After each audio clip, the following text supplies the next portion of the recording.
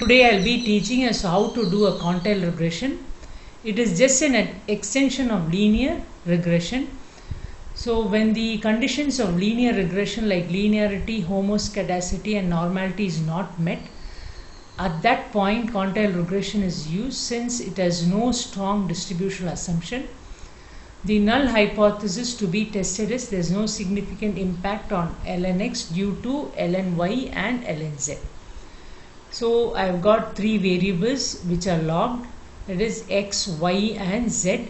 X is the dependent variable, y and z are independent variable. There are about 62 observations. So I'm selecting all the variables with the help of shift key, and with the help of right tab click open as equation. So first we'll be doing the linear regression, later we'll be doing the quantile regression. So let everything be as default and click OK.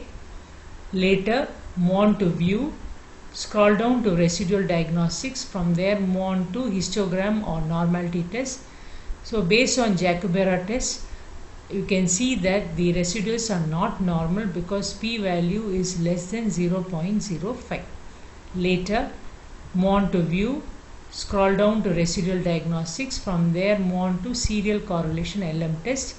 Let the lag specification be as default and click OK. So based on Bruch-Godfrey serial correlation LM test, the observed R square and its respective p-value. So based on the test, we can infer that the residuals are serially correlated because the p-value is less than 0.05. Again move on to view, scroll down to residual diagnostic, move on to heteroscedasticity test. So the test type will be Bruch-Pagan-Godfrey and click OK. So again the results appear, that is the heteroscedasticity test. The observed R square and its respective p-value is less than 0.05, stating that the residuals suffer from heteroscedasticity. In this situation you have to do your quantile regression.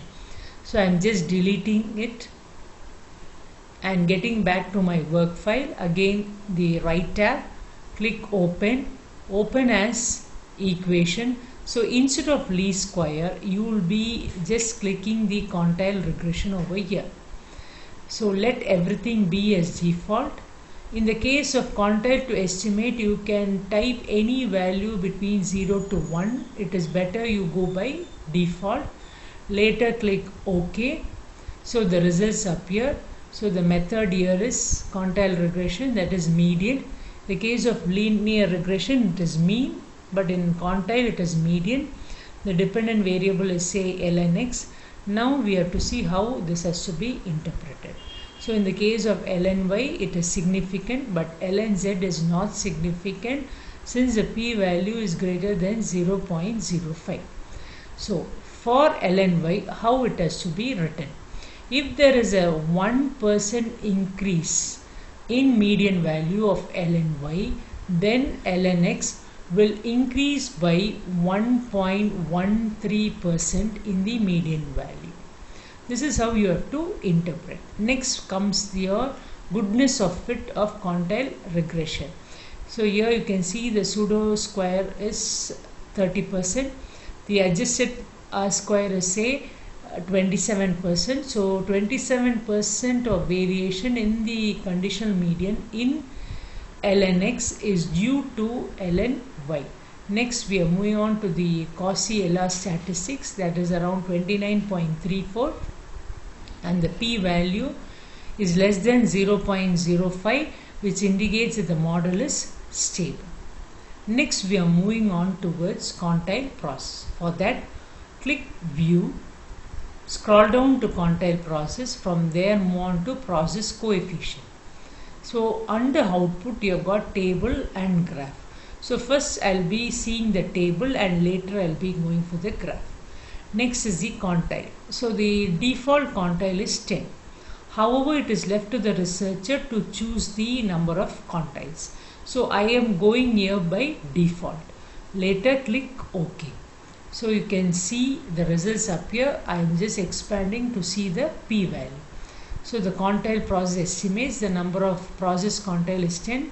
So the variable y and z. This is the 10th, 20th, 30th, 90th quantiles and their respective coefficient, standard error, t as well as the p-value. So you can see that the p-value is significant for all the quantiles. Now how to interpret LNY? Now in the case of the 10th quantile, the lnx will increase by 1.168%. After the 20th quantile, the lnx declines up to the 70th quantile. Later in the 80th quantile, you see lnx increases. But in the 90th quantile, it declines. So this is how you have to interpret your results in your research work. In the case of LNZ, none of the quantile is significant except for the 90th quantile. Suppose the p-value was significant, then you have to report that there is a inverse relationship between LNZ and LNX.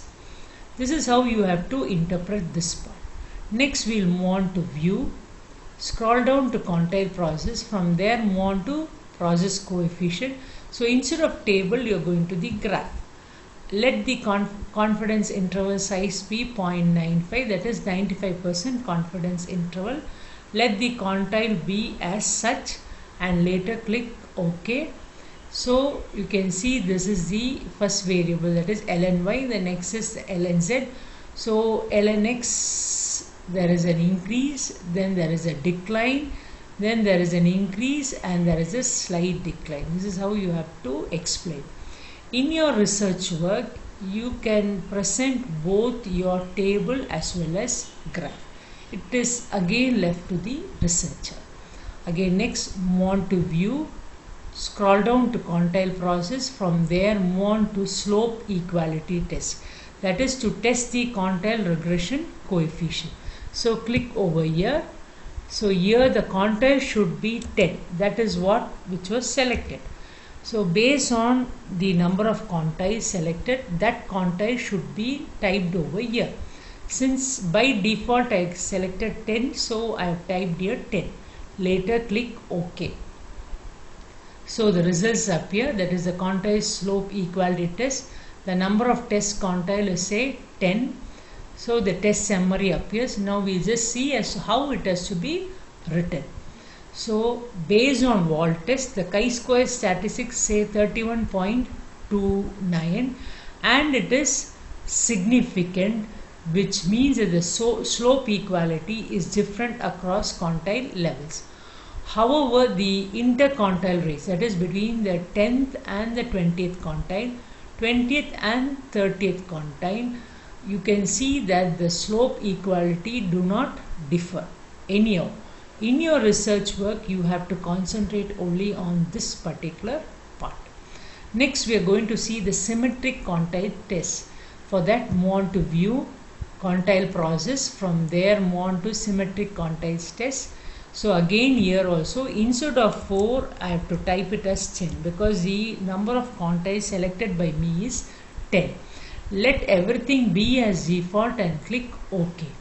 So symmetric quantile test appear. The number of test quantile is 10. So based on the wall test, the chi-square value is 15.13, which is not statistically significant. So there is an evidence of symmetry.